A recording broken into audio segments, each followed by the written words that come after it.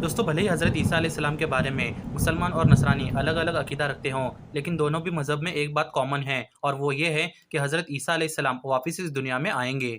एक तरफ मुसलमान ये मानते हैं कि उनको अल्लाह पाक ने आसमानों पर ज़िंदा उठाया था और नसरानी ये मानते हैं कि उनको सूली पर चढ़ाया गया था और दफन होने के बाद वो आसमानों पर उठ गए थे। असल में बात ये है कि आपने नबूवत का दावा किया था।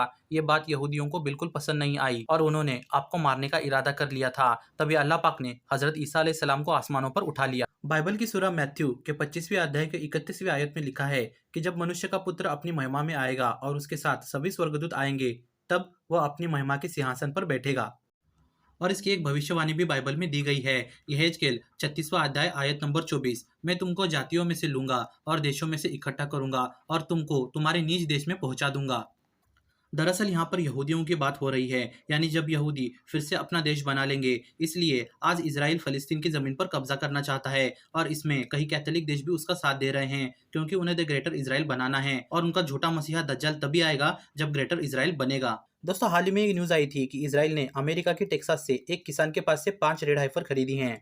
असल में इसका संबंध उनकी 2000 साल पुरानी भविष्यवाणी से है, जो आज पूरी होती हुई दिख रही है। असल में इन रेड हाइपर को अल अक्सा के सामने वाली पहाड़ पर ज़बह कर दिया जाएगा। ये इसलिए करेंगे क्योंकि उनके रब्बी को शुद्ध करना है। उसी के साथ वह मस्जिद अल अक्सा को शहीद करेंगे और वहां पर अपना थर्ड टेम्पल बनाएंगे, जो 2000 साल पहले रोमनों द्वारा गिराया गया था। अब जानते हैं कि इस्लाम हजरत ईसा अलैहिस्सलाम के बारे में क्या कहता है। इसके ऊपर सैयदुल अंबिया सल्लल्लाहु अलैहि वसल्लम जी की एक हदीस भी मौजूद है, जिसमें आपने फरमाया कि क़यामत के दिन की सबसे बड़ी निशानियों में ये भी निशानी मौजूद है कि हज़रत ईसा मसीह दुनिया में एक बार फिर से आएंगे और यहूदियों के झूठे मसीहा दज्जाल को ख़त्म कर देंगे और अपनी बाकी ज़िंदगी इसी दुनिया में बिताएंगे। साथ ही आप अलैहिस्सलाम ने इमाम मेहदी अलैहिस्सलाम का भी जिक्र किया है।